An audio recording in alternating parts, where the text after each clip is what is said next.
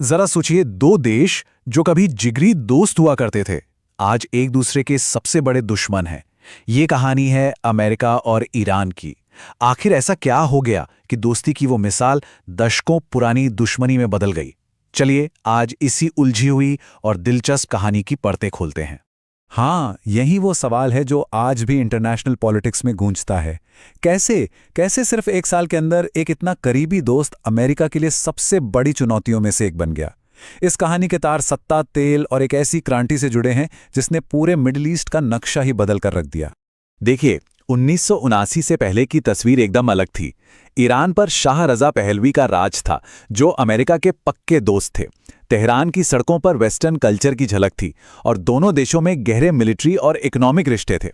लेकिन फिर 1979 में इस्लामी क्रांति आई और सब कुछ रातों रात पलट गया।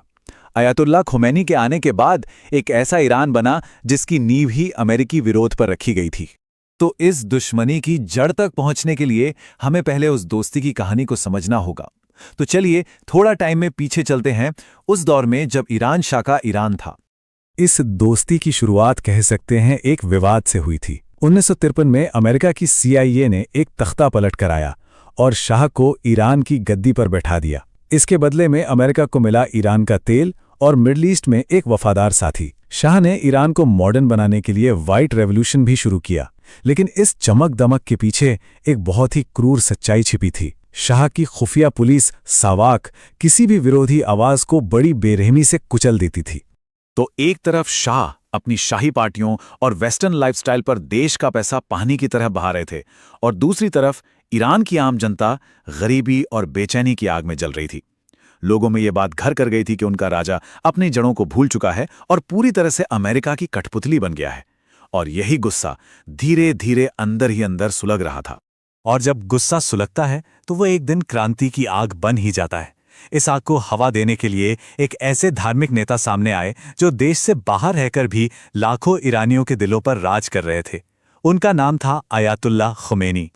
1978 का ब्लैक फ्राइडे वो दिन था जिसने सब कुछ बदल दिया। शाह की सेना ने प्रदर्शन कर रहे लोगों पर गोलियां चला दी और उस दिन बहे खून ने समझौते के सारे रास्ते हमेशा के लिए बंद कर दिए। इसके बाद क्रांति की ऐसी लहर उठी जिसे रोकना नामुमकिन हो गया। कुछ ही महीनों में शाह को ईरान छोड़कर भागना पड़ा और अयातुल्लाह खुमैनी एक हीरो की तरह अपने वतन वापस लौटे।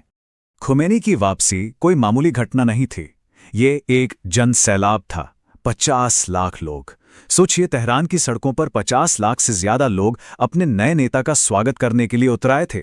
यह साफ संकेत था कि ईरान में एक नया दौर शुरू हो चुका था, एक ऐसा दौर जिसे अब लोग खुद लिखने वाले थे। लेकिन क्रांति के बाद एक ऐसी घटना हुई जिसने इस दोस्ती के ताबूत में आखिरी कील ठोक दी। ये 444 दिनों तक चला एक ऐसा संकट था जिसने पूरी दुनिया की सांसें थाम दी थीं। इसे ईरान हॉस्टेज क्राइसिस के नाम से जाना जाता है। इस संकट की चिंगारी तब भड़की जब अमेरिका ने बीमार शाह को इलाज के लिए अपने यहां आने की इजाजत दे दी। प्रेसिडेंट कार्टर के लिए ये एक मानवीय कदम था, लेकिन ईरान में लोगों ने इसे एक धोखे की तरह देखा। उन्हें लगा कि अमेरिका फिर से उसी तानाशाह को बचाने की कोशिश कर रहा है जिसने उन पर इतने जुल्म किए थे।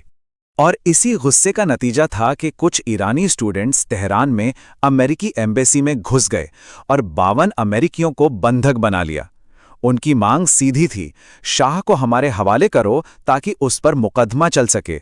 अमेरिका ने साफ इनकार कर दिया और बस यहीं से शुरू हुआ वो 444 दिनों का लंबा और तनाव भरा ड्रामा जिसे पूरी दुनिया टीवी पर देख रही थी। महीने गुजरते जा रहे थे और अमेरिका पर अपने बंदूकों को छुड़ाने का दबाव बढ़ता जा रहा था।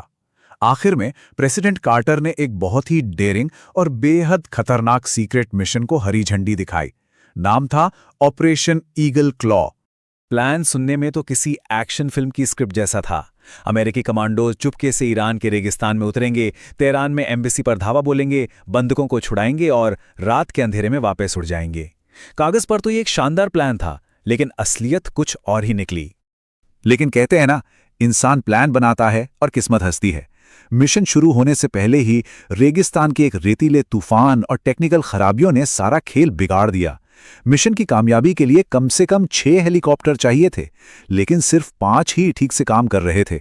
मिशन शुरू होने से पहले ही नाकाम होने की कगार पर था। और इसके बाद जो हुआ वो एक पूरी तबाही थी। मिशन को कैंसिल करने का फैसला लिया गया, लेकिन लौटते समय एक हेलीकॉप्टर एक ट्रांसपोर्ट प्लेन से टकरा गया।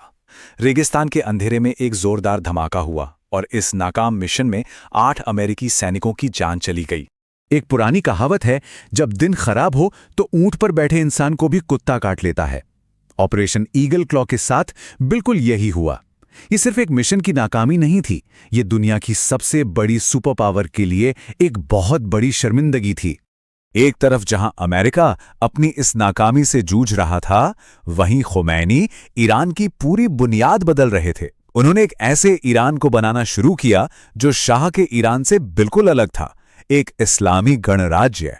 इस नए ईरान की नींव एक खास सिद्धांत पर रखी गई, जिसे विलायत ए फकीह कहते हैं।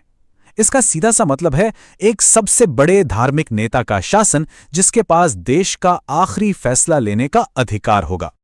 अब देखिए, इस सुप्रीम लीडर को चुना कैसे जाता है, ये भी बड़ा दिलचस्प है। लोग सीधे सुप्रीम लीडर को नहीं चुनते, वो पहले 86 धार्मिक विद्वानों की एक सभा को चुनते हैं और फिर ये सभा देश के सबसे ताकतवर इंसान यानी सुप्रीम लीडर को चुनती है। और सिस्टम पर पूरा कंट्रोल रखने के लिए गार्डियन काउंसिल नाम की एक बहुत पावरफुल संस्था बनाई गई। ये 12 लोगों की काउंसिल तय करती है कि चुनाव कौन लड़ सकता है और कौन नहीं। ये एक तरह के गेटकीपर हैं जो पक्का करते हैं कि सत्ता सिर्फ वफादार लोगों के हाथ में ही रहे।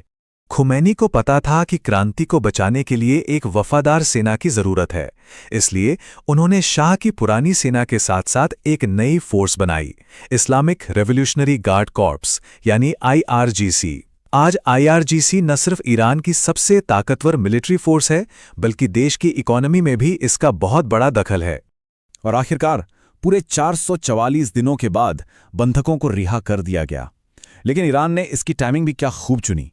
उन्होंने बंधकों को ठीक उसी पल छोड़ा जब जिमी कार्टर का राष्ट्रपति का कार्यकाल खत्म हो रहा था और रोनाल्ड रीगन शपथ ले रहे थे। ये जाते जाते कार्टर के लिए एक जानबूझकर किया गया अपमान था और दोनों देशों के बीच की कड़वाहट की एक स्थायी निशानी। तो ये थी एक दोस्ती के दुश्मनी में बदलने की कहानी, और ये हमें एक बड़े सवाल पर सोचने के लिए मजबूर करती है। क्या आज की इस तेजी से बदलती दुनिया में भी सिर्फ 1 साल का संकट 2 ताकतवर देशों के रिश्ते को हमेशा हमेशा के लिए बदल सकता है?